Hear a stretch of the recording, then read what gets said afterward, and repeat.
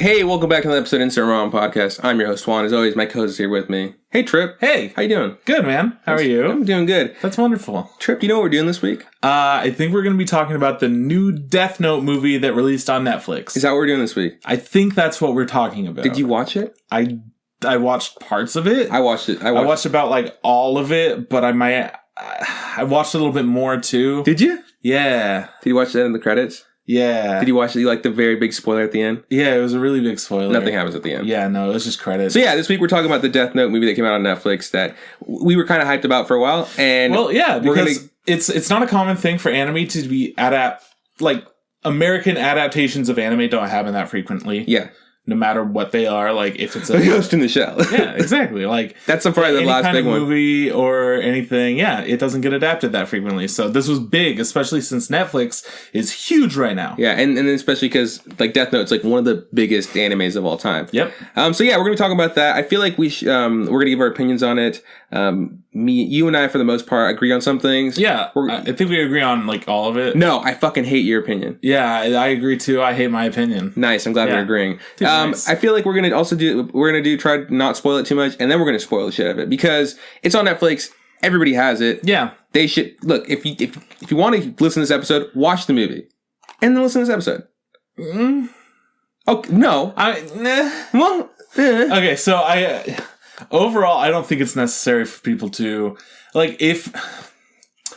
I think that you should watch it on your own time. If you want to. Yeah, if you want to. Because regardless of our opinion, you might have a completely different opinion. Right, exactly. I've heard a lot of mixed things online. Some people are like, no, it was a great movie. And other people are like, fuck this piece of garbage. Okay. So both of those opinions are totally valid. All I'm saying is that we're going to spoil this movie. And if you're upset about it, go suck a butt. Because it's going to happen. Yes. So if you don't want that to be spoiled for you, just go watch the movie. Yes. Okay. All right. Don't look at me like that. I'm not looking at all. With such passion in your eyes. My eyes are blind. Anyway, Trip, what's good? How you been, man? I've been good, dude. I've got the weekend off, so shit's been good. I caught up on Saturday anime. and Sunday? Saturday and Sunday. It's been wild. What did you do with yourself? Check it out, man. Turns out Jak and Daxter got re-released in 1080p on PS4, so my roommate and I beat it yesterday. Jak and Daxter, that's the PS game, right? With the little, what is he, like a mouse? No, he's like a monkey-looking guy. He's an ocelot. And the other guy's like an elf? No, not an ocelot. Fuck, what is it? Oxel. He's an oxel. And the other one's like an elf dude? Yeah, sure. Yo, which one's Jack's? Jak is the elf dude. Jak, okay. Does he have a soul patch? Am I remembering this right? Yeah, but okay, so there's a lot of different iterations of Jak and Daxter. There's Jak 2, Jak 3, and in each one, it's not the same Jak? It's darker. No, he gets darker. So like the first one, he's like his skin a kid. tone He doesn't darker. know anything. No, well, yeah, but not just that. Yeah. Like there's a lot of things about it that gets dark. You know, he grows up a little bit, and then instead of living out in the country, he's living in the big city, and like there's a fuckload of crime and corruption. He blows up the cops, and it's like, whoa, this game's different. He's not human, right? I don't think anyone's human. I just want to, because I always confuse this one, I think this game with Ratchet and Clank, and that's one where you collect bolts and stuff, right? Yeah. I feel like a lot of games are like that, right? The mechanics of, like, you have a main character and a little side character that's always with you. Is that the same deal with Jak and Daxter? Yeah, exactly the same. This is, like, the better Ratchet and Clank. Really? Yeah. Yeah. Better than Banjo-Kazooie? No, fuck no. Okay, well, nothing fucking... No. It doesn't even... Better than Banjo-Tooie? Banjo-Kazooie. Banjo-Tooie is, I think, better than Banjo-Kazooie and worse. Better than Banjo Nuts and Bolts?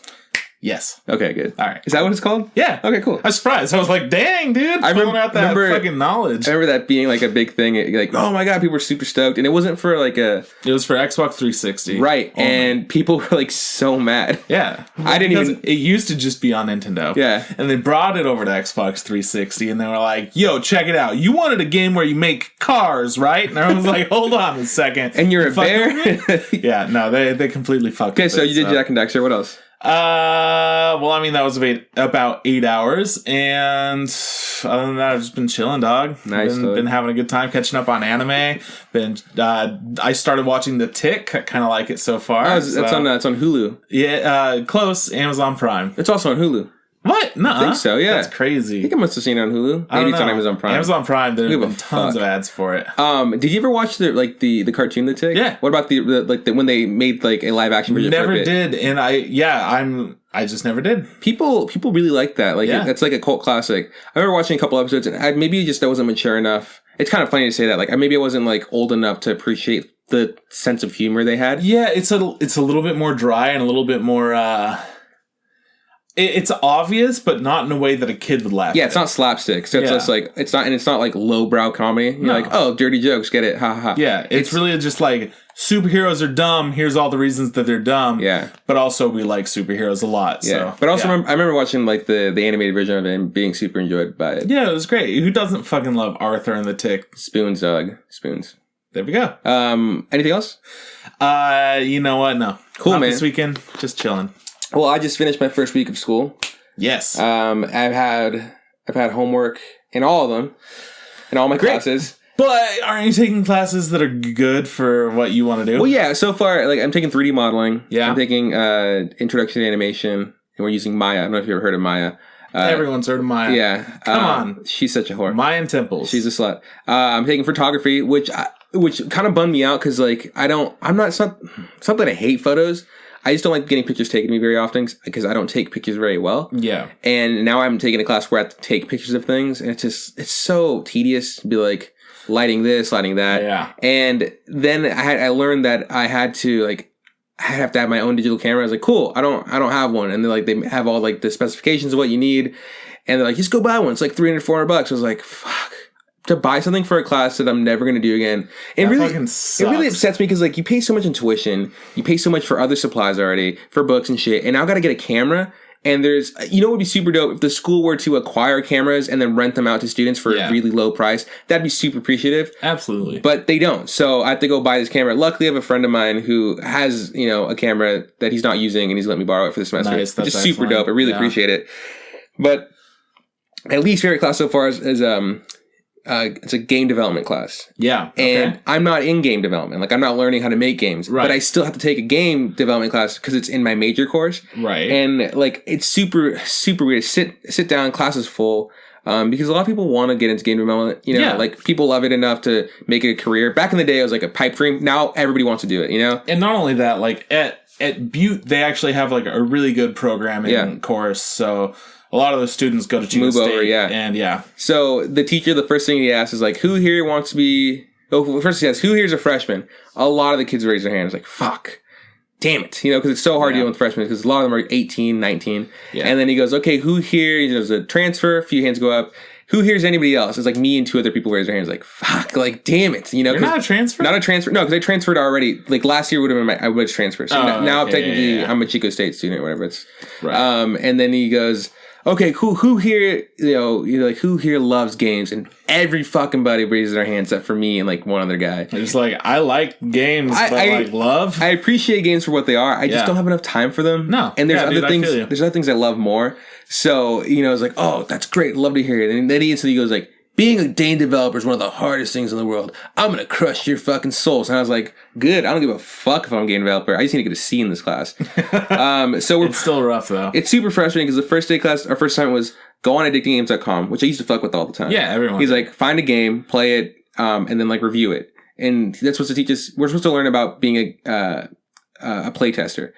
So he goes, but don't download Flash. Every game on addictinggames.com is rammed through Flash because Flash is super easy to get people like to, hack your shit. Yeah. So we're not allowed to go through Flash. So we spend like 10 minutes, everybody's in the class, same problem, looking for a game that doesn't run through Flash. And then the teacher comes up and he goes, okay, cool. You know what? Yeah, just download Flash. Let me go. I was like, what the fuck? And this really bugged me too. Maybe it's a combination of the teacher and the class that don't want to be there. The teacher was going through this thing of like lists of like 51 things that you need to know to be a game developer. Again, don't want to be a game developer, don't give a fuck. So people are there laughing and giggling at stuff. And one of them, near the end, one of them was, be aware of your hygiene. And I was like, this is a great idea, not just for like being a game developer, for anybody. Like, try to be clean. Like, if you're dirty for some horrible reason, I'm sorry. If you don't have access to running water, that's tough. I think that, this is definitely a thing that people in the geeky or nerdier communities kind of neglect. Yeah. They're busy doing the shit that they love. And they don't, like, whatever. They don't notice. That's all they care about. And you and I have talked about it before. Like, in Anime Express, like, some people smell pretty bad. Yeah, that's a big thing. And there's a lot of, like, notes about, like, hey, make sure that you check your hygiene. Yeah. So he made that very good. Like, hey, make sure you check your hygiene, be clean. It's just like, if you've been working here for hours, just go home, take a shower, come back. Like, no, or like, if you're here for, like, a game jam or, like, a 24-hour, like, animation jam or something, like, just take a break, take a shower, come back. I was like, that's a great idea. I totally agree with that because he's like, it's going to get hot in here. There's full of bodies in here. Yeah. And it's going to get hot and people are going to start smelling and we don't need that. And so then I need help for a sec. This fucker comes over and he's trying to help me and he smells. Fucking reeks. Yeah. I was like, what? I was like, how do you not practice what you preach, dog? I was just like, I took a shower that morning. I was like, oh man. So that's my least favorite class so far. But besides that, everything is okay. Well, hopefully it gets better. I just know that I'm going to be super busy with projects and homework, and that's great because I did, I had summer and I did stuff, but it's good to get back in the swing of things. Yeah. Go ahead. Well, I mean, now you still have this. This is an obligation. Us making the podcast. Oh, is it? Yeah. I was going to quit. That's fine. I can handle it on my own. Okay, cool. Yeah. You just do both sides. That's perfect. Hey, Trip, how are you doing? Really I'm doing pretty good. Juan, how are you? No, that sounds great. I have a girlfriend. I feel like that's probably all I say on the podcast. Whatever. Me and my girlfriend Sierra here, Anyways, yeah, I mean, you got that, and then we're going to do Pathfinder soon as well. So that's just like 2 days gone. Yeah, I got to make sure to. This isn't a whole day thing, but it's not. But it's like there's a big section of time that you kind of have to dedicate to this. Yeah, and you make sure to do other things in preparation for it. Yeah, and all that. Yeah. So I'm going to get busy. That's good. One thing I do want to tell you, you like music. I enjoy music. I'm an okay fan of music. Again, just like video games, I get the point of music. I'm just not like the hugest fan of them. Yeah, I'm pretty big on that. I know you love it. A guy in class introduced me to this group. They're like a experimental hip hop group called Brockhampton. Okay. And dude, I fucking love them. I've been blasting them all since Monday, and they had since Thursday because I found out about them on Thursday and. They had a mixtape that came out last year. Listened to all of it. And then their album, listened to all of that too. So by the second day of me, knowing about them, they dropped another album. Oh, fuck. And I was like, what? So it's like a super treat. And then they also said, hey, by the way, guys, we're going to drop another album by the end of the year. So it's going to get a trilogy of albums. It's like 13 guys that work in a group, this experimental hip hop thing. 7 of them are vocalists. The rest of them are producers. So all they do is pump out material. Nice. And I'm a huge fan of them. So, and one of the songs is called Trip. So that's why, and it's a good song. It's like, they got since there's so many of them, they have different sounds and different things, but Trip's a pretty it has a good vibe to it and it has a pretty good message. I was like, this is good for the Trip song to be a good, a happier song. So I'm down with that. Yeah, so just wanted to say that. Trip, how we get to the news, yeah? I mean, I would like to, but first I want to talk about anime. So you've been keeping up with shows lately? Or are you still slacking? No, oh, right.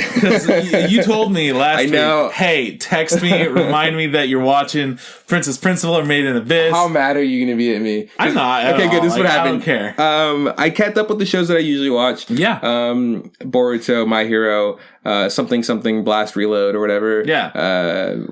Classroom Elite. The fucking, what's that one about? Oh, Convenience Store Boyfriend. So there's a bunch of you're keeping up bunch of stuff in my repertoire that I watch.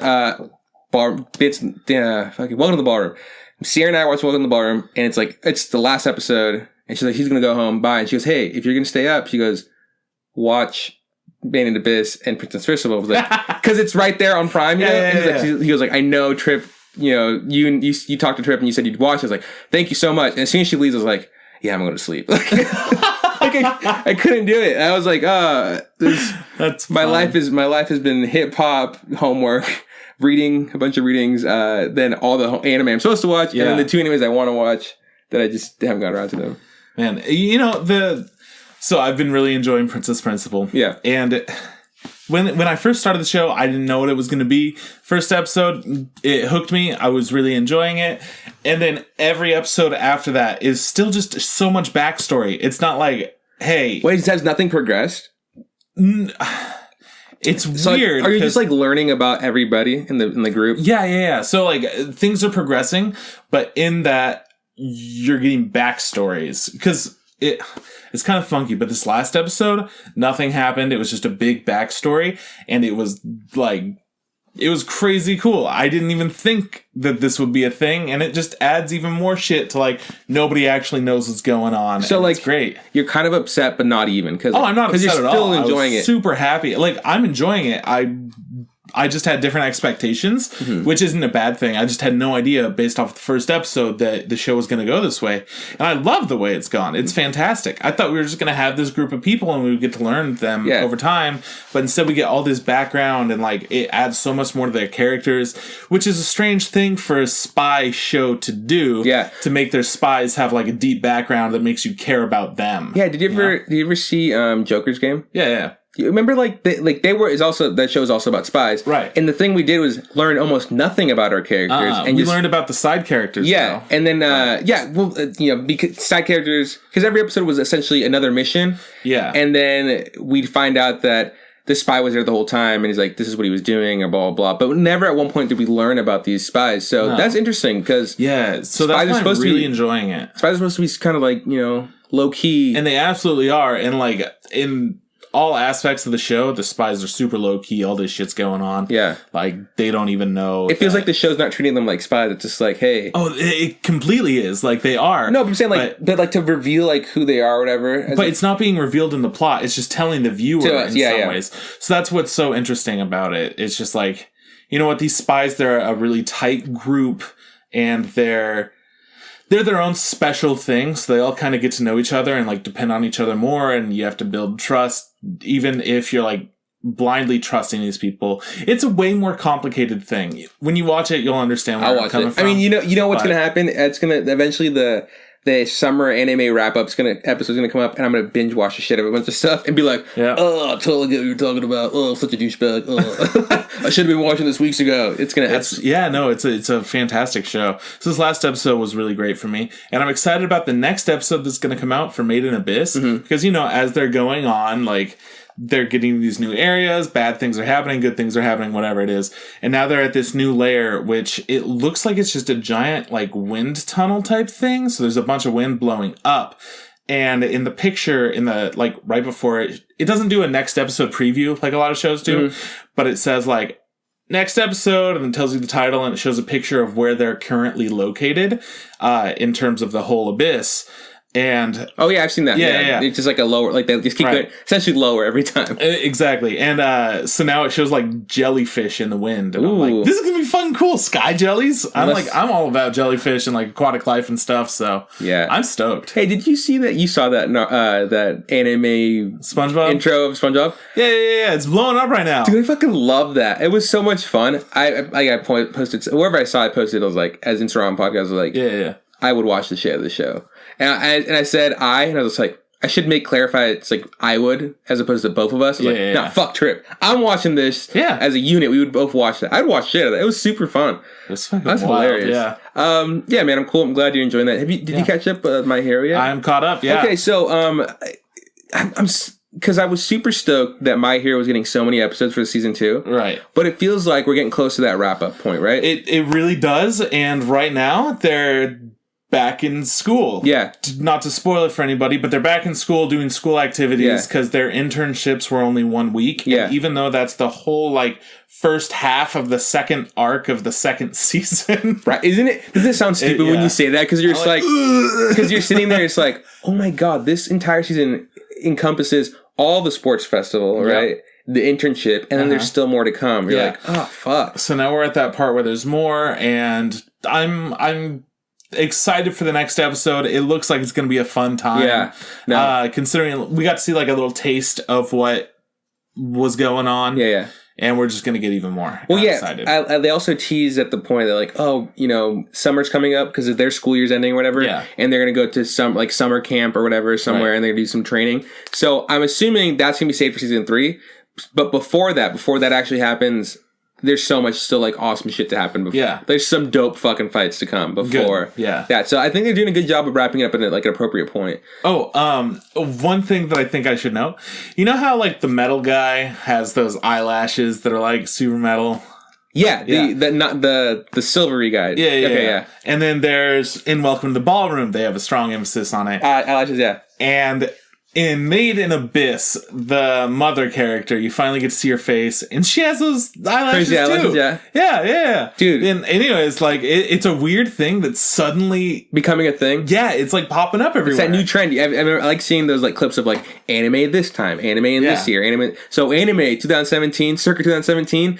puffy eyelashes. Like, yeah, it's fucking weird. Not eyebrows. It's eyelashes. It's like these caterpillar like eyelashes. It's like super funky. It's weird, but like I'm getting used to it. Yeah, it's coming around. Yeah. I kind of like it, but it's still something that I'm taking some good back by. And Welcome to the Ballroom, they do a great point of dancing and blah blah blah and making poses. I can just feel it. Like I've gotten a second sense to it. Like whenever I'm like, oh my god, here it comes, and there's gonna be that moment where like the main character is looking at something, and then we get a shot of what he's looking at, and then just like somebody turning their head and looking super fucking serious and striking a pose, and just eyelashes and eyes, it's like, and I'm just like, oh, every time it comes up, me and Sirius go, oh, it's just like so intense. Everybody around them is just like in the crowd, they're like clapping. It's like, oh my god, look at them dance. Or in this latest episode, they made a big deal of the girl he wants to dance with got a new partner, and they're like getting like they're like posing up for the music to start. They haven't even started yet, and everybody literally goes, and all the judges like tap their something on their keypad or whatever, and the main character, like the teacher, explains to them, was like, yeah, like they already got a pass. They already passed this round. And they go like, how do you know that? He goes, sometimes you can just, when a dancer gets like, it's like sometimes when you're gonna ruin this. He goes like, sometimes when the dancers just come together and they pose up before the music even started, before they even start a step, like you can just tell by their silhouette, and it's just like they're gonna be good. This is so fucking dumb. It's so intense. I love it. It's a great show. Like I love anime so much. It's so absurd. I want to watch even more. I've been watching Little Witch still. I'm still enjoying it. Cool, man. It's solid.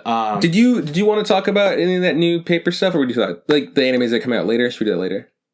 Yeah, we'll do that in another episode. Okay, cool. Right now, like, there was just a big list of different anime that was released, and we kind of want to go over things that we're interested in or whatever, but yeah, as of right now, I haven't had enough time to, like, dig into it. But yeah, like, next week, we're talking about SAC anime, and I'm sure that there's going to be some new stuff going on when we go there. And by that, I mean, I have no idea what SAC anime is, but we're going to go. We're going to figure it out. There's going to be new shit to talk about. And we know a lot of shows that are coming out this next fall for all the new anime, so we'll talk about that a little bit. Cool. So let's get into the news, yeah? Great. Pretty much all the news that I have is anime coming out during the fall. Okay. So, Food Wars Season 3 is set to release on October 3rd, so that's exciting for anybody that enjoys food that makes people orgasm. And then, it's going strong. Every year, I think that there's been a new season of Food Wars, right? Yeah, it feels like it. Yeah. Feels like it's been around for that long, yeah. Yeah, exactly. So, like, third year, let's do it. Next up, A Silent Voice is set to release in the U.S. on October 21st. So we were given the date of just sometime in October. Now we have a definite date of the 21st. I'm very excited about this. I don't know how you feel about it, but I am stoked. Yeah, we're definitely going to watch the shit out of that because I've been waiting forever to watch that. Yep, pretty hyped about that. Love Kyoto Animation, so should be fun. Next up, March Comes In Like a Lion. Season 2 starts on October 14th. Yeah. And I didn't continue watching this show, but I really enjoyed it. I know that you watched the first half of the first season. Yeah. And you liked it, right? I really did. What I liked a lot about it was the way they handled depression, like the topic of depression, and I really liked the way it looked. I didn't get around to finishing it all, just because it did kind of lose my interest a little bit, just because it's a little bit slow. It is, yeah. And it's a very niche subject that they're building everything off of. I would like to go back and try to finish this one, though, because it was entertaining, and I like the character design. I really like the art style and the imagery that they use to portray different emotions. Yeah. Really cool. For sure. And I'm also, a world champion chess player, so I know what this guy feels like.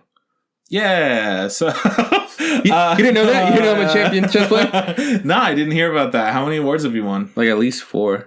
That's a lot! Not even one, dog. Not even one. I lied to you. Bluffed you. He bluffed me.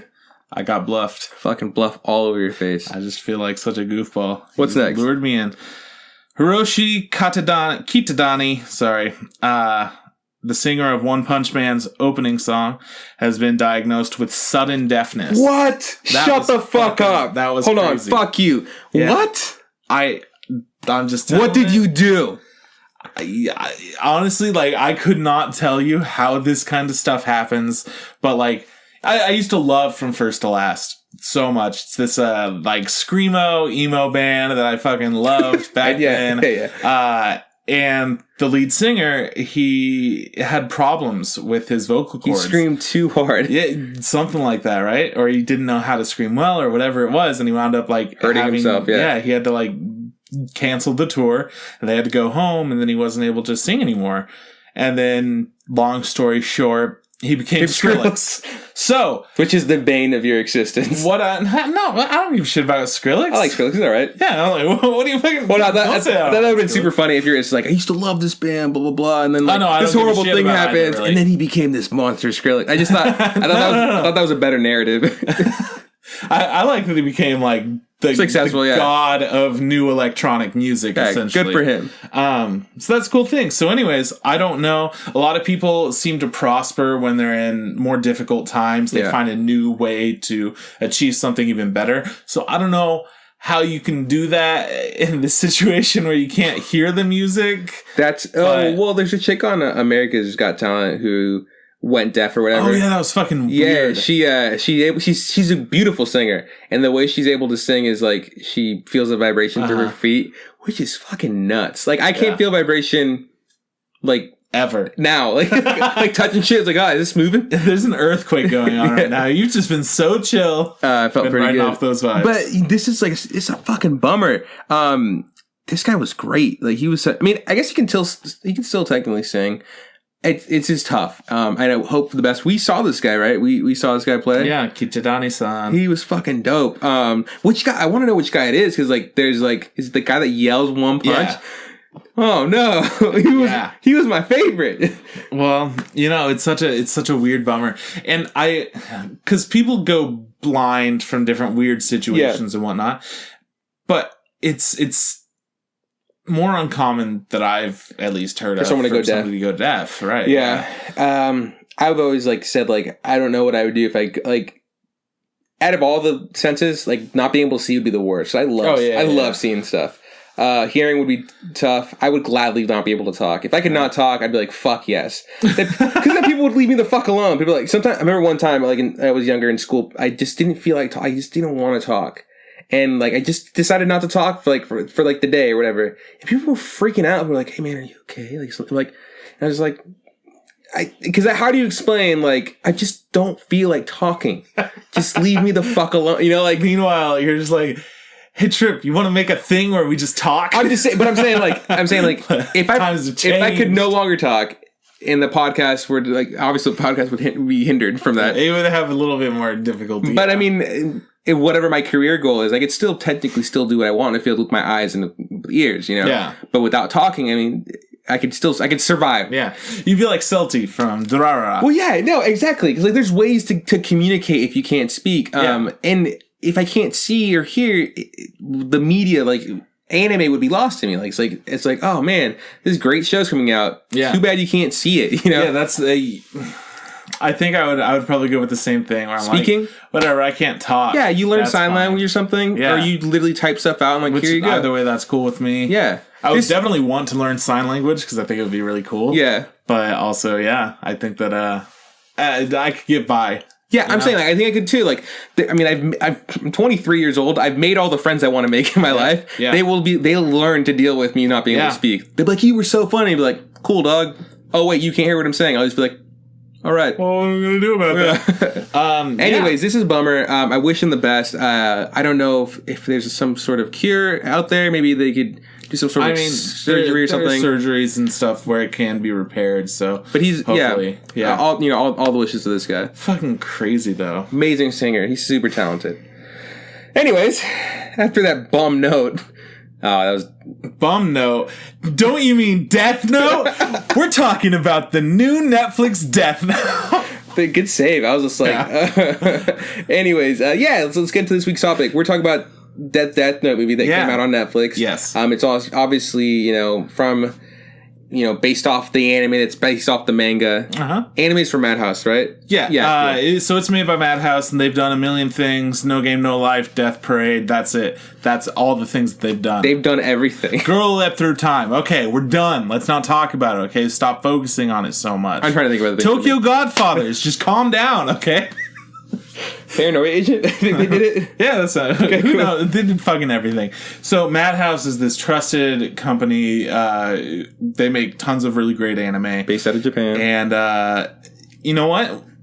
It's time for them to share a little bit of love with the Americas. Yeah. So I don't know how exactly the licensing and all that works out for these kinds of situations where you make an adaptation of it. But Netflix is the one who got to make the Death Note movie, which is huge. Because, I mean, we saw Ghost in the Shell, which is the most recent, like, actual anime movie that's come out recently. Yeah. And for the most part, it was actually a decent movie. Like, I would say that movie's okay. Mm-hmm. I didn't enjoy it that much because I had so much time comparing it with the anime. And overall... Even though the anime wasn't like, you know, mind-blowing to me. Yeah, everyone says still it's like fine, one of the best. Yeah. I enjoyed it. I thought it was good. And there were a lot of things that I thought were really good about it that made you actually feel like it was this dystopian future that could actually happen and all these things.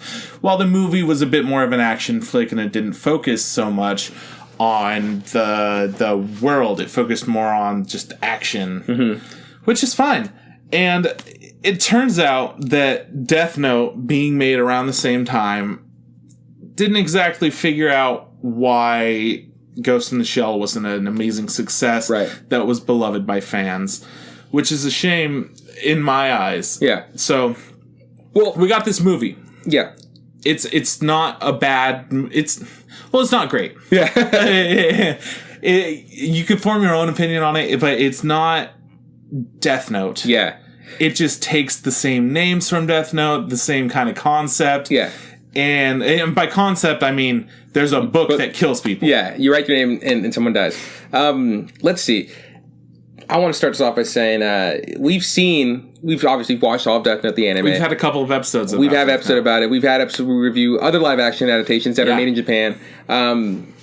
So this is the first time they're reviewing, you know, something that's gonna come out on Netflix like this. This is one thing I was super happy about when I heard about this was... First of all, like when Ghost in the Shell came out, it's also a huge, it's a huge name in anime. For it to come out and be made into live action, it has huge stars in it. So when I heard about this and seeing how poorly it went, I was like, damn, that sucks. Especially because, you know, it came out in theaters. And first of all, you had to drum up some attention to get some seats in there, make some money. So when I found out this was going to Netflix, I was like super stoked because everybody was. So far, Netflix hasn't really done me too wrong and stuff. Name some like good Netflix shows. Fucking Narcos. Yeah. I like Orange is the New Black. Okay. I like the Daredevil series. Yeah. Let's see what else is pretty good. I like Jessica Jones a lot. I like Jessica Jones. Love House of Cards. Well, Wet Hot American Summer. They've done great things with Episode Family. Oh, one of my favorite things. Kimmy Schmidt. Yeah. So there's plenty of great stuff on that.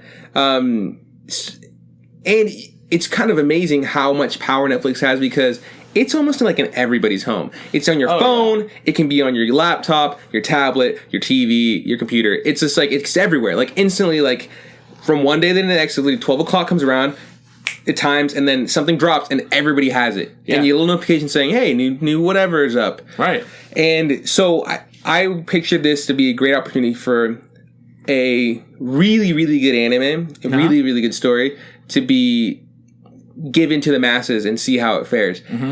Sadly, it hasn't fared too well. And that is by no fault because of the source material. Because the source material is solid. Yeah, absolutely. So the thing that I've seen a lot online is people that have never seen Death Note have watched the movie and they either think like, that wasn't so great, I don't understand what the hype's about, or they think like, oh, that was kind of interesting. I do want to check out the source material. Like, I didn't think it was bad. And then a lot of people that have, I would say a majority of people that watch the show and that actually enjoy it are upset because it's not Death Note. Yeah, absolutely. And we're gonna, like we said, I warned you, we're gonna definitely spoil this for you because, like I said, everybody has access to it. Yep. Go fucking watch it. Don't be mad at us. Like, you ruined it for me. Fuck you. Go watch it if you're really upset. Yeah. Here's the thing. Right off the bat, like it didn't have the best I guess odds because they're like, hey, we're gonna get this thing and bring it to the United States. And that's right off the bat. It's difficult. You're already westernizing something. So, like, you got to be like, no longer in Japan. We're over here. We're not casting any Japanese people except for one, right? Which is the white guy in the show. Yeah, and instead we're just going to cast all Americans, which I guess is fine if you're going to do it. But it's really tough to... I guess, get these characters right, because I feel like one of the biggest flaws of this was I didn't like Nat Wolff, who is the main character, as for Light. I didn't like him as Light. I didn't feel... It was a weird fit. Yeah. I think that he played the character he was supposed to play very well. But it wasn't Light. But he wasn't playing Light. No way he was Light. So, this movie was directed by Adam Wingard, and he made movies like he made VHS, which I actually really enjoyed that. Yeah, love VHS. And then he also made The Guest, which I like that one. Good things about. I've never watched it. Yeah, and he made Blair Witch, the new one. Okay, I didn't see that one. It didn't get great ratings. You know what's weird? I remember when that movie came out, it felt like it wasn't even a Blair Witch movie, and then they changed it and marketed it at the last minute to a Blair Witch movie. Yeah, I think that's kind of the problem. Yeah, and this is pretty much the same. Yeah, so this guy, he's okay. There's things he's made that I like. So his VHS movies, if you guys haven't seen those, if you like found footage or you like cosmic horror or just like general horror elements, check out VHS. Oh, it's super great. Scary, yeah. Oh man, I remember watching the first one, really fucked me up. See, like, to me, they didn't scare me at all. They were just such a fun time, and they told all these different stories that they did a really good job. They casted super well. They had really interesting ideas. And the thing is, they were just ideas, and they only explored them for a small period of time. And then cut next thing, which is fucking awesome. I'm so happy that they did that. I love VHS. Yeah, no, I do too. I've watched really all of them. Solid. So this guy, this director, he's good in my book. Yeah, so we can't, I mean... There's always people to blame when it comes to stuff. I'm not blaming this guy. I'm blaming maybe whoever wrote this screenplay or whoever wrote this story. Maybe it is him. Maybe he wrote it. I don't know. I know he for sure directed, but like... All I know is that there are a lot of loops that you have to jump... Hoops, I guess. That you have to jump through before a movie is able to be made. Yeah, so this passed through a bunch of hands. And like you said, it's Death Note in name and in character's name and in like what was this fucking topic, essentially the Notebook. Besides that, there's a lot of differences. Some of the things we lose are characters that I'm actually really like. One was like his idol, girlfriend, which we still get the girlfriend character, but it's not even the same. Yeah, back then. And this, I guess, it draws out to the fact that I don't like the way Light is written in this. Light's supposed to be this guy who's super, super smart, essentially a genius, but he's kind of the sociopath. And he doesn't become essentially this killing machine until he's able to get this power. Yeah, well, not even that. Like, he's not sure if he wants to do it at first. Yeah. And then it builds into a certain thing, and he feels entirely just. That's how it works in the show. Yeah. And in the movie, they don't remember how his character acts. It was more like he got the notebook, he killed one guy, killed another guy, and he's just like, cool. And then he goes straight to show this chick, like the hot chick in school, the cheerleader, to like impress her. And then it's just like, okay, do you want to like just like make out now and like just kind of fool around and we'll just kill people together? It's kind of this weird Bonnie and Clyde, kind of thing. And then like one of the biggest pet peeves was there's a scene where Light's dad, who's still a cop in this, and he's still again the head of the Kira case. Yeah. Goes out and challenges Kira to kill him. And Light hesitates, and the girl that he's with, she's like, well, I'll write his name down. What's the big deal? We should kill your dad. He's challenging us. He shouldn't challenge Kira. And he's like, no, you can't do that. It's my dad. Okay, in the anime, oh my god, Light was just like, he kept his dad around for the longest time because he needed him. But then as soon as the moment, he was like, okay, well, how do I solve this problem? Oh, I'll just kill my dad. He did it. It was almost like he wasn't batting an eyelash, And it even comes back later, like, when, like, the other cops finally confront Light, and they're like, you killed your own father. And it's just like, yeah, he fucking did. He's a monster, and I fucking love him. And this one is just like a little fucking bitch. He's just like, he's like, shit's gotten too real. I guess I can't continue. And it's just all downhill. Yeah. And the reason in the anime that Misa and Light were together is Light saved Misa. Yeah. That was the whole deal with that. And Misa was obsessed with Light and would do it. Well, obsessed with Akira, finding out it was Light, and would do anything for him. This girl was just like, she was obsessed with the power. She wanted the book for herself. Yes. And she wanted to be more than this stupid little cheerleader. She thought, like, even the way that Kira came about in the movie. In the movie, it was just like, she said, we should create something. We should be something. As opposed to the anime, it was just like, it was this organic thing that arose. People named Light, named Kira, named the murdering god or whatever. They started worshiping him. Kira was self-proclaimed pretty quickly. He's like, Yeah, well, like Kira means light in German. Yeah, in German, like a couple languages, like Russian or something. And he's like, and kind of sounds like killer in Japanese. And like we'll just make sure like people write Kira on things in Japanese and they'll read off. Honestly, when L came through, because L is one of my favorite parts of this movie. I instantly had no problem believing that he was a competent, really smart genius that had like social problems. At no point in time did I ever believe Light was some sort of genius or savant or something. Well, they didn't lead him. They changed his character. Yeah. He wasn't supposed to be, but he needed to be for the story to be good. Yeah. Because I think one of the things that they completely missed the boat on with the movie here is that in the anime and the manga, the biggest draw to everything is you see both sides. Yeah. And you're watching a game of cat and mouse. Yeah, you're watching this all happen. And you're like, who's going to call each other out on what? Like, are they going to catch Light? And the whole time you're just on the edge of your seat because of this. But in the movie, you don't give a fuck if they catch Light. No, and it's more like they kind of make you seem like you rooting for Light to get away with it. You know.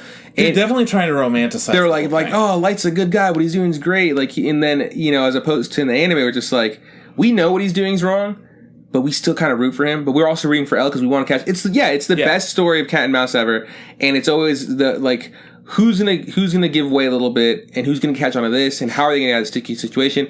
When in the movie it was like instantly fucking L was just like, yeah, I'm pretty sure Kira is your son, and then he goes like, what? He's just like, yeah, I'm like 98% sure or whatever. It's like I'm pretty positive. It almost a given. Came out from like nowhere though. Yeah, and it was just like, but you know what? Honestly, the way in this movie was portrayed, I think I could have put together that he was the killer pretty easily too. Sure. He's just like, well, let's see the killing was done here. The first it's pretty interesting, especially because when he said that he was slowly like releasing information for him to pick up on, and he was only releasing information in different spots, just kind of like in the anime they released that one news thing, or here's a better example. When the first guy that gets killed is the guy that's holding his family hostage and does that salute or whatever, that was like a not a national thing. That was like a local thing, and only broadcast local. So instantly you're just like, okay, well then Kira's obviously in Seattle because it was only broadcast in this one city. By the way, it's in Seattle, which is like the gloomiest, most disgusing place. They tried to make it dreary. Yeah, Seattle's not that bad for the movie. Yeah, but Seattle isn't that bad. Yeah, I'm sorry. You and I were having this conversation before about how we feel like that the world that they're in isn't the real world. It's not real. It's not the real world. It's like a movie. It's like a movie version. It's a movie version or a Hollywood version, a fancy version of fucking what the United States is or whatever. Yeah. It's a complete mesh of all these different races. No racism or anything. Absolutely. Like, I was reading an article where someone was like, in this movie, no one sees color. Like, it's like, that's great. No one should see color, but people do, and that's obviously a thing. And the reason I think they make this a common theme was because instantly moving it from Japan to the United States and having to make everybody no longer Japanese, people are like, oh, open arms, blah blah blah. Like, there's a whitewashing of actors and stuff, and people get upset at that. So they're just like, well, let's just make it so like all the people are like. So I feel like the directors or the people who wrote the book, like the story, are just like, hey, let's just make it not a deal. Like, who gives a fuck? It's like, cool. I'm glad you guys made it that way. But because you did that, this doesn't feel like a real thing. Yeah, it feels fake. Like there's a scene where Elle's running down the street with a gun, like chasing Light. I was like, okay, in any American city, if it doesn't even really matter. I mean, I guess it does, the race does matter. But like, if a man is running down the street with a gun, people aren't just going to run by. Someone's going to take a shot at him, or someone's going to do something. Like the cops are going to. The cops are so incompetent in this movie. Yeah, they really were. They're literally cannon fodder. It's just like, oh, or there's that scene where Light is running past a cop, and the cop just kind of standing there, and then L runs right past the cop again, and it's just the cop just like, oh well, I guess I'll just still stand here because that's my cue. Ah, man, and again, they also made this into an action flick we were talking about. Like, I really liked L. What's the name of this actor? So it's Lakeith Stanfield. Yeah, and he's been in a few things that we really like. Yeah, he's one of the side characters in Atlanta. He's what's his fucking name? Doughboys. Is that what his name is? Doughboy? Yeah, that sounds right. No, he's not Doughboy. It's something about like the mailman or something like that. Fucking A. I can't believe I forgot.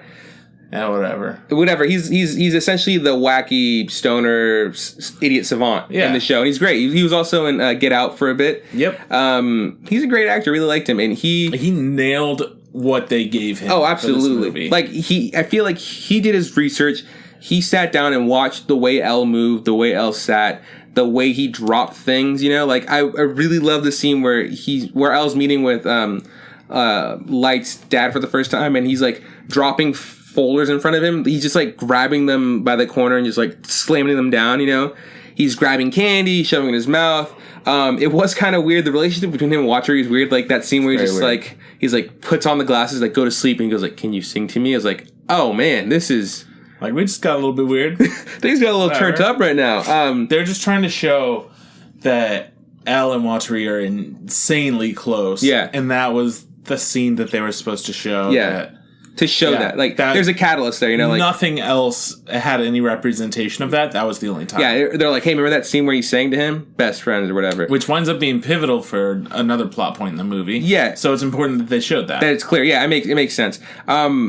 So I really liked what he did. I really loved his characterization of Elle. And there's even points where he starts like kind of losing it, like losing, not like losing him, like himself. He's getting upset and mad. I was like, oh, this is a different light of Elle, like this is a different shade of Elle, you know, like, cause in the manga, in the anime, he's super chill, super like level-headed. He's always thinking clear. There's very few times where he actually loses his cool or gets close to losing his cool, or being upset or being surprised. Mm-hmm. And in this movie, there's times where he's laughing, you know, at something like he thinks is funny, or he's smiling kind of awkwardly. Yeah. And then at one point, he kind of does this total switch where he's just like hell bent on getting revenge for Watchery, and he gets a gun, which he never does. He never like, uses guns or whatever. He even makes a point in the fucking movie to be like, nope, guns just slow me down. No reason for guns. Yeah, because I don't use guns. And then he instantly grabs a gun and he starts chasing Light in a car and then by foot, and in this, you know, this crazy chase of cat and mouse or whatever. But in this point, it's just like, so dumb. Great, this is no longer, you know, the battle of minds and a battle of wits. Yeah. It's now like, oh, I gotta catch you and I'm gonna try to shoot you or whatever. And it's now an action flick, which is a real bummer. Even... I do like the obsessiveness of him wanting to like find out what's going on, because like he gets to the point where like he gets kicked off the case and everything's almost getting resolved and he's about to give up, but then something like sparks his memory. He's like, oh shit, and then he's able to get that like the last moment where he's like, you know what, I was right, and I'm glad for him. I'm glad he got that moment. But what we do see is we don't see the full run. It almost felt like this wasn't a full movie or like a full telling of whatever the anime was, because we don't get that resolution of, you know, Light getting his just desserts and Elle, you know, meeting his demise, and then the introduction of Mello and, you know, the other kid that no one really fucking liked. Near, yeah. So like, good job. So I almost kind of, after the movie being over, I was almost sitting there like, is this it? Like, is this really how it's going to end? And then I started thinking, I wonder if they set it up for a sequel or some sort of a series, and if they are, if they were. When I was sitting there thinking these, I kind of think now it's no way, because it's been, people have been, you know, pretty vocal about it online and like, with the reviews and stuff, and it doesn't look too good. I mean, Netflix may not make a shit ton of money. I don't know how Netflix works, how they make their money off the series, because it's always the same type of subscription or whatever, you know. Yeah. And they always put new stuff on. But maybe Netflix decides not to continue this. Yeah, I mean, who knows? All I know is that the characters in this movie were very different, and Elle was fine. I thought that the acting for that character, everything was really good. But then we had problems with Light, and we had problems with Mia, who was there to replace Misa, and Light was played by Nat Wolff, who was in the Naked Brother band, and he was in A Fault in Our Stars, and those are the two biggest movies. Yeah. And I thought he was fantastic in A Fault in Our Stars. I like that movie. That movie made me cry. I did too. The book made me cry. Fucking coward, you read. I'm a loser. You know how to read. I do. I learned it from my teacher, probably. Maybe my parents. I don't know. Who fucking taught you how to read? Quit grilling. I don't know how to read. All right, good. You know that. But yeah, I think that he was such a weird role. Like, he was a weird person to cast for this role. Yeah. I wonder why they casted him. Like, what do you think it was? Because I don't know. Well, they just changed the character so much. Yeah, he wasn't good looking enough, in my opinion, to be like. Well, I always imagine he wasn't supposed to be. I know, but I just imagine I just wanted Light to be this handsome fucking devil, you know. Yeah, they just really, really messed with what the character was. Yeah. And then Mia is not the pop star. She's a cheerleader. A cheerleader. She's a disgruntled like Seattle cheerleader that has so much. She smokes while she's cheering. She's just she's a nobody essentially. Pretty much, and she looks like she's a little bit of a weirdo. And I mean that's what these characters are supposed to be, kind of outcast weirdos. Yeah, which is weird that they're romanticizing that these outcasts are killing people. Yeah, like be careful that's with that. not the thing that you want to. Yeah, no, you want to be like, no, these are the good characters. They're actually good people, but instead, no, they're just fucked up. Yeah. Anyways, it's played by Margaret Qualley, and I actually really like her in The Leftovers. It's an HBO show. Yeah. You told me about that, yeah. It's like it's a roller coaster. Leftovers is fucking great, but don't expect it to be good because the first season, and the second season takes a little while, and then you hit a certain point, and you're like, this is the best show I've ever seen. Anyways, she's great in that. She just played like the sister character, and she's a normal person, and I thought she was the most relatable, realistic people. And then she played her role totally fine in this, but god damn it, was it weird, because she's not at all like Misa. She doesn't act like her at all. She's a completely different person. She has a new name, but it's the American version of Misa. They're just removing an S. Yeah. Mia. There we go. And Light's just a completely different character. They changed everything with him. Why keep the names? Why be so similar? It could have been anything else. Because his name isn't Light Yagami, which is what it was in Japan. Yeah. It's Light Turner. Yeah. Just a basic ass name, but also it's Light still, and it's like, why though? Why would you name him? Yeah, well, and then the way they justify that was just like, your mom was more of a free spirit, kind of a hippie. I was like, oh, so she would be willing to name your son Light? Don't name your kids shit like that. You know, like you get your ass kicked in the United States to have a name like that. I also did not believe that the dad would have named his son Light. Yeah, okay. Here's one thing. I kind of like the dad. Like, yeah. For the character he was like I'm a no nonsense kind of cop, and I'm gonna get the case. I'm gonna get the perp. You shouldn't kill bad guys. You know, like, that's who he was. I like that. I was like, and good job. What he should have been. Yeah, and he, you know, it's the American police force is portrayed way differently than the Japanese police force, because they're completely different. I think they are different. Yeah, like when you think about it, like it's like here we, you know, especially like in television or whatever, it's a grimier, darker, blah blah blah kind of thing. And in Japan, it's just like, oh, you're a cop. Oh, it's a really professional job. Oh, good for you. You know, like exactly. You know, it's a legitimate job, and they're trying to like make sure that the community is good. Absolutely. I'm not saying that cops here don't do their jobs. I'm just saying they're different than Japanese cops. Yeah, because instead of looking at somebody as like, this is the occupation you chose, it's like, you are a policeman. You are just a policeman. You are not a person. Yeah. I don't know. That's kind of how it always comes across. But yeah, in Japan, like in the anime specifically, all the police were trying to figure this case out, but they weren't like super serious cops that like didn't take shit from anybody and they're gonna get it done. It was more like, you know what, we got to do what we got to do. This is our job or whatever. Yeah, like we come in, we got to figure it out, and it's difficult, but we're just people at the end of the day. Instead of like, my whole life is just me being a cop and I'm gruff. Yeah, well, but like in the anime, like it's like, you know, they bring together a Kira squad, a force that's just, you know, investigating, and there are actual people in the you know, the cops in the anime that are not don't agree with this. Like they're cool with Kira. They're like, you know what, he's doing a good job. Yeah. But you know, there's the ones that have more just like thoughts in their minds, like they're more righteous, or it's like, you know what, we got to stop him. He's a murderer. Yeah. And in the end, in this movie, it was more like he was the only cop in an entire precinct of like these police officers. They all like, they wrecked his fucking office. They wrote like some vulgar stuff on the wall or whatever. Yeah. It's just like, and that like sucks in my opinion. It's like, cause like they missed the opportunity to introduce all those awesome characters from like the anime, who were super fun in my opinion and brought a lot of stuff. The thing is, they changed things too much in this for it to be way too much. Yeah, for it to be like a straight adaptation of like Death Note. And I was telling you, I think whoever is in charge of this movement or this idea that, hey, let's bring over Japanese stuff to the United States and let's make it ours, which is fine. I agree. I think there's plenty of good stories that, you know, anime gave us or manga has got us that we should enjoy too. Yeah. And I don't think that, you know, it takes some time for people to get over the fact that, like, oh, these aren't Americans on the screen. So you do have to change things for it to be, you know, palatable for the American audience. Yeah. That's a definitely understanding. And I understand that. It's a given. But I don't agree with them just, hey, let's take this name of this thing and say we're making it, and then just kind of make it an action flick and have at it, you know? But here's the thing that they did the most similar to the show and all that. Yeah. They kept the Death Note. Yeah. They added in some rules. I think that, there were like 5 rules or some shit? Yeah, no, there was like 90-something rules. Yeah, in this one, but in the original. There was like 2 or 3 rules, and then there were other rules added, but were fake rules, you know, like which was a great plot point, by the way. It was fantastic. Yeah, and so there were like no rules, and in this, it's like nope, chill out of rules, very specific things. It's very weird, whatever. It's fine.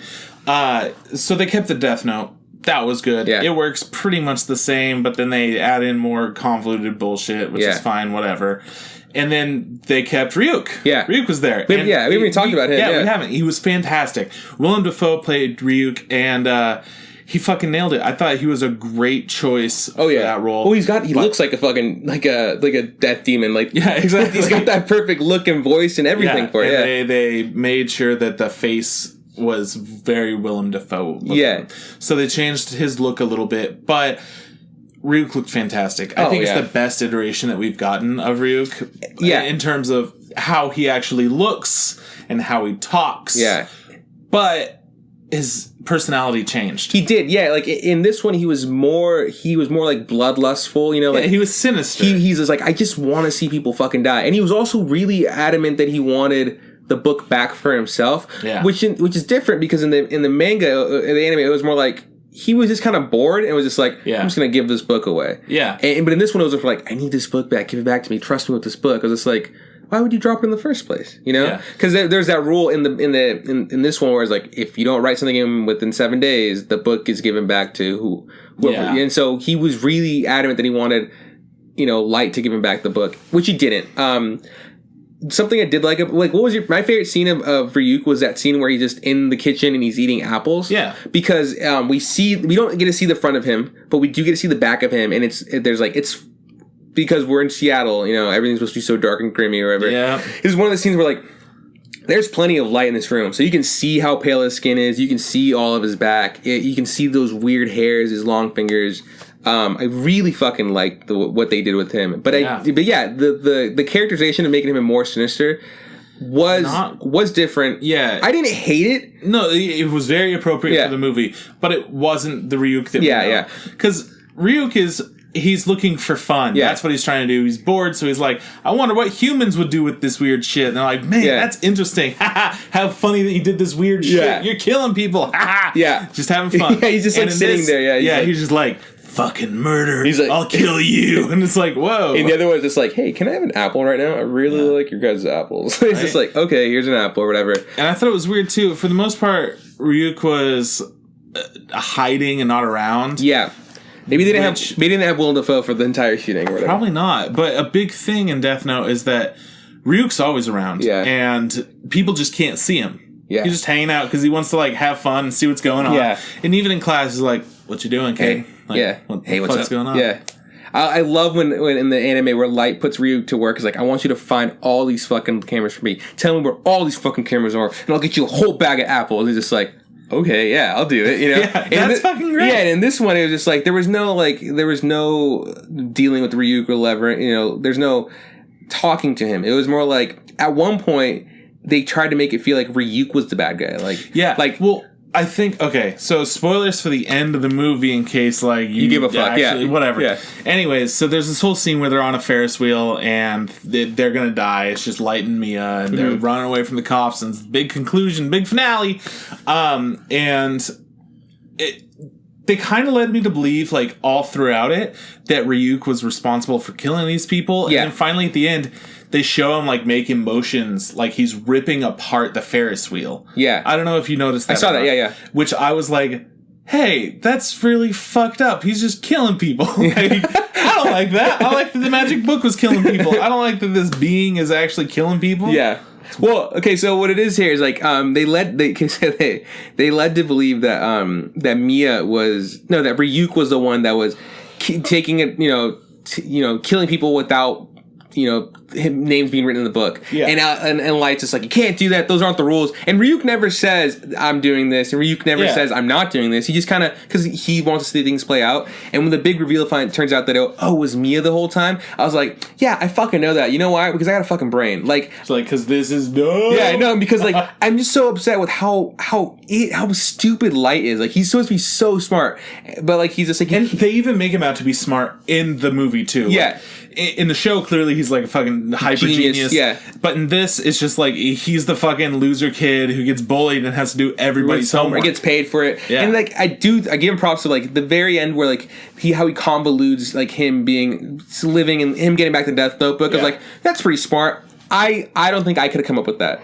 But me figuring out that it's not Ryuk and that it's my fucking psychopath girlfriend, that easy. And like in a heartbeat, I'm like, you're fucking nuts. Like that scene where she comes back and she's just like, I love you. It was just like, and then like they're instantly like made up. I was just like, wow, dude, she doesn't fucking love you. She's just playing you. She obviously just really wants this book. She wrote your fucking name down. Like, she is a bad person. Kill this bitch now. Yeah. But yeah, so when Ryuk is doing that thing where he's like bringing down the fucking the Ferris wheel, I kind of like that because I always figured that like, yeah, when names are written down, it's not like the power the book has kills him. But I also kind of like to think that, well, Ryuk is a death god, so he should have the power to kill whoever he wants. So him having power, like, he's not like physically just like popping, fucking L or this girl. What he's doing is he's making the Ferris wheel drop, and then they're gonna fall and die. But they're also not, because technically Light wrote all these things in the fucking book, so that's things that he wants to happen. So Ryuk, he's just kind of like, I'm not killing these people out of malice or being a bad person. I'm killing it because it's written in the book. And this is kind of fun. And it's also another scene to just see Ryuk, because, like I said, there's not a lot of Ryuk in it, but anytime there is Ryuk in it, it is a treat. And I super enjoy him. I don't know, man. This is not, like I was saying, like, this isn't like bad. It's not good. I was never like entertained, but I was never kind of bored. Yeah. It was just kind of just like meh. It was just kind of like a movie, just kind of a thing to watch. And I don't think I'll ever have to watch this again. I never got a sense of like where Light's house was in the town. Yeah. I never got a sense of where the police, headquarters was. Yeah. I didn't know where anything was. And then suddenly they're just like, all right, well, we're going to send this character off on a secret mission to God knows where. Yeah. And especially because that is so convoluted where Light uses... Okay, so you need the person's name and what their face looks like to write their down in the book, right? So, and that's how it's always been. Yeah, it's a pretty straightforward rule. Like, I can't kill you if I don't know your full name, but I do, so I could. You know what I'm saying? Yeah. Okay, now... How the fuck is he able to use Watchery? Because all he knows is Watchery. And for all we know, that's not his full name. That's one name. Unless he's fucking Cher or Madonna, like there needs to be more. So, but it's not. He writes, Watchery becomes so obsessed with, giving up L's, real name that he eventually calls me or whatever and tells me his name and then dies. And then this rule comes up like you can stop a death if you burn, a book, burn one page of the book. But you can only do it once. Like, this convoluted bullshit to still make L the good guy. Like, because his intentions were to have Watchery tell him who L was, but then not kill Watchery because he's innocent, and then just burn the book, burn that page and save Watchery. That was his intention, make him still a good guy, essentially. Yeah, they just want Light to stay good. But then he writes in the book like, you're able to control him for 2 days, right? And he goes like, I need you to. He's not able to tell him what L's name is, so he's talking to him on the phone. He goes, okay, well then go do this. Not in the book, over the phone he tells him, go do this. I need you to go do it now. And so then he just leaves. Again, mind you, he only has 2 days before he's going to die, to some place that's close enough to be far away, but not far away enough to be 2 days away. And he's at this abandoned orphanage or whatever, and he's going underground. He's got to find these files. And it was just like, you're in Seattle. Where the fuck where is this thing? Did you teleport? Or is there a really abandoned orphanage that's just like 2 days away? It's fucking weird. Yeah, especially because the concept is also that L is this super spy who's been trained since he was a little kid in this orphanage that all they did was have super spies. That means 2 days around Seattle, there's this orphanage. And in the anime, it was somewhere in Europe because he's European. Yeah. So, it would have been a thing if it's like, okay, go to Europe or whatever. But like, that's not enough time, like this.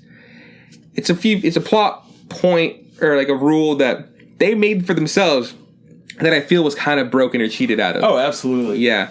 I don't think I'll ever watch this again. And okay. Yeah, and like I don't think I'll ever have to be like, you know what, it was pretty good. I'm gonna give that one a second watch. Nah, yeah. I would 10. I would probably give it like a 3 or 4. I don't know. 3.5. 3.5. I'd give it a 3, and that's just on the merit of it looked great because it did look great. Ryuk was awesome. I like Willem Dafoe a lot, and I liked L. That actor was amazing. But besides all that other shit, like even kind of like the characterization of Lightstep. But everything else was just like, what is? Oh, here's one thing I did like. The death scenes in this was amazing. Like they were pretty gnarly, really well done. Like when I saw that the movie was rated like MA, I was just like, whoa, MA. I was just like, okay, Netflix, maybe you're just doing this to hide your ass. Oh no, they were definitely for mature adults. Like when he writes, the kid gets decapitated, he fucking gets decapitated, and it's not a cutaway scene where it's just like hits and then you hear a scream. Splatter. Oh man, it was gnarly. And there's other deaths like the steak knife to the neck. But besides those two, like you didn't really see many other besides like maybe like people like just being dead on the ground with blood being around them or So yeah, I thought that was well done. As a person who likes that's a weird sentence to say. As a person who likes kind of these like that kind of gore aspect, that brutal scenes. I was like I think they were handled very well, and it wasn't too much. It wasn't too much. But yeah, I'd give it a 3.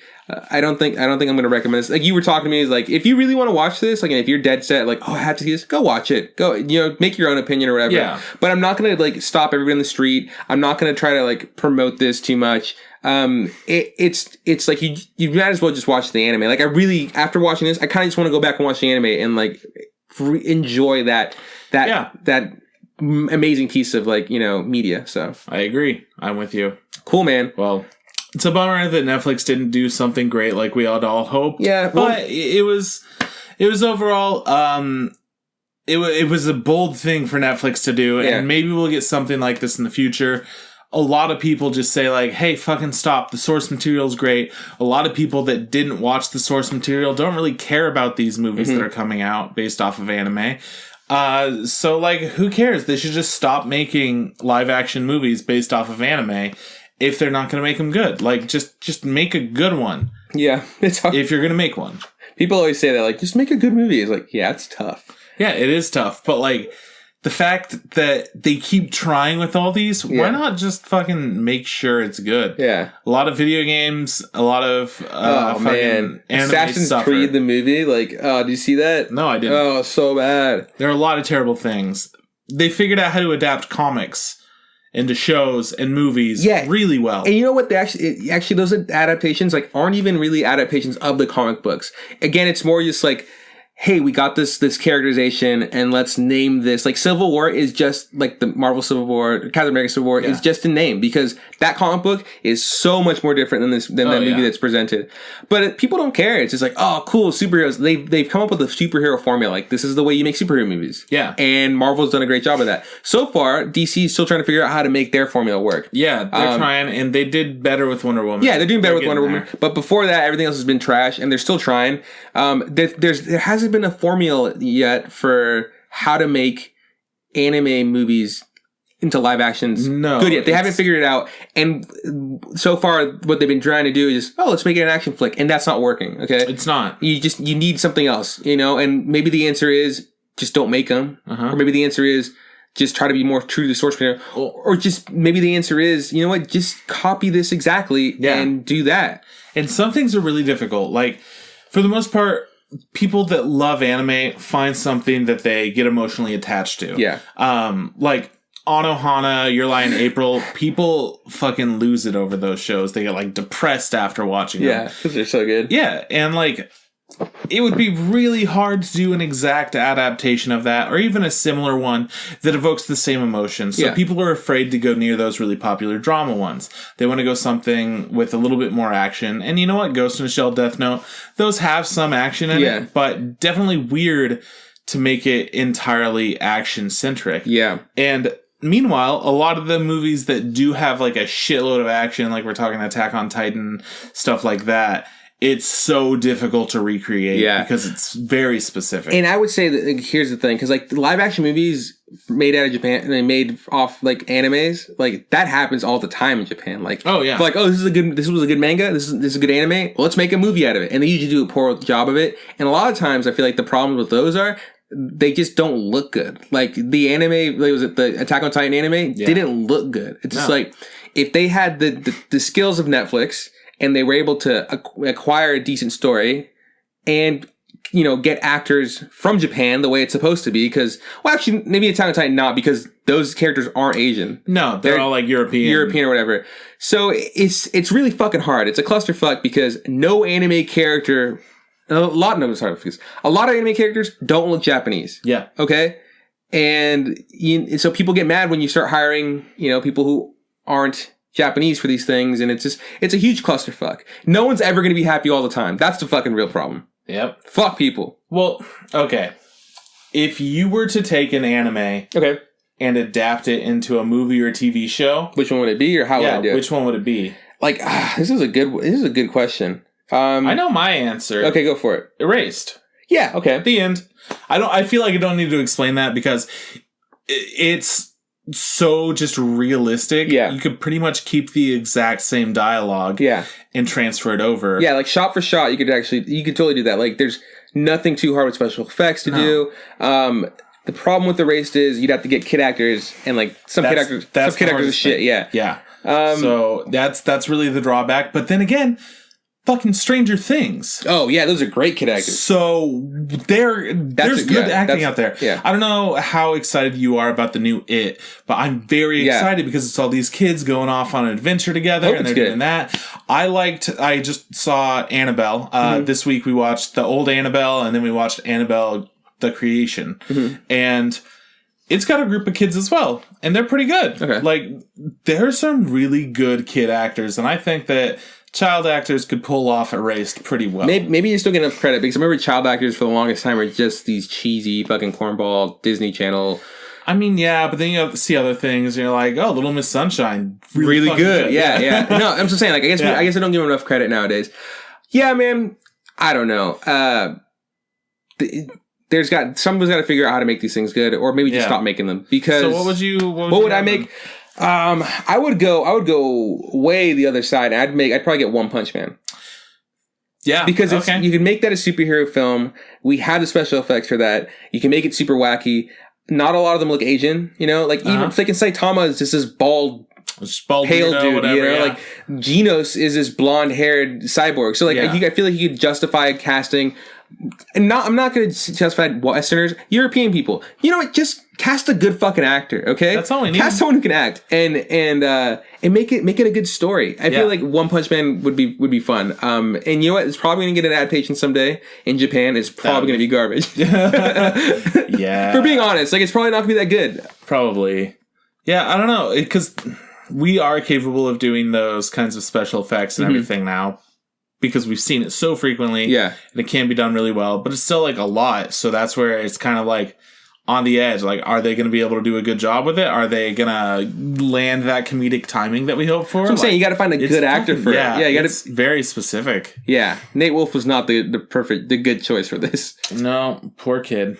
Good old Natty. Yeah. Oh, anyways, that's the show. I think I'm done. You done with this? Yeah, I don't have anything else to really say, but I do hope that we get some good adaptations in the future, because it's fun having those different forms of media. I mean, I know that I've read source material for things and then seen the movie or show or whatever, and then I've done the opposite too. And it's cool to have other things to watch. Yeah. So, I don't know. I hope it works out one day. So, all in all, again, guys, this is just our opinion. Take it with a grain of salt. Yeah. If you like this, good for you. You know, congratulations. If you hate this, good for you. Congratulations. Like, it is what it is. You know, like, we had no hands in this. So, just, you know, take it as it is. I've always said this. It doesn't take away from how great Death Note is. If you absolutely hated this, Death Note is still an amazing show. Yeah. Go watch it. And if you haven't seen Death Note, go fucking watch it because you'll love it 1,000 times more than this show's fucking great. Yeah, okay, so that's the show. Next week we're going to SAC Anime, right? Yep. Doing the convention down there. We're going to be there for Friday, maybe Sunday. No, so we're going to be Saturday. Yes. Maybe down there for Sunday, depending on how things work out. But Friday we can't because school work, right? Yep. Okay, cool. Correct. So we'll be there. We'll be there Saturday, maybe Sunday. Hopefully we have a good time. Hopefully we see some cool shit. Yeah. I'm thinking about dressing up in my Professor Birch costume. Oh, yeah. Okay. So you want to get a little attention, huh? You little whore. Okay. Well, I'm going as Steven Universe. Do it, bitch. No, I can't do that. Ah, okay. I don't got time to do that. Yeah, you're more of a Connie. I got hair. I got Connie hair. You're right. Yeah, I got pretty good Steven hair. I could probably puff this up to make some pretty good Steven hair.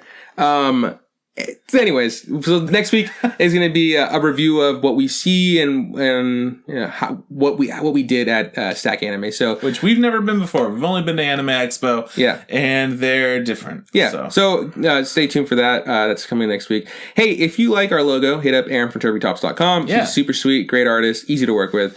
If you like our music, hit up Tom Nasser on SoundCloud or Facebook or Twitter, Grindr, anywhere. I don't know. Email him. I bet you his email is tomnasser@gmail.com. I bet you he's got it. Email him. What's his middle name? Find out. We're gonna say James. Okay. Well, what's the letter of his first middle name?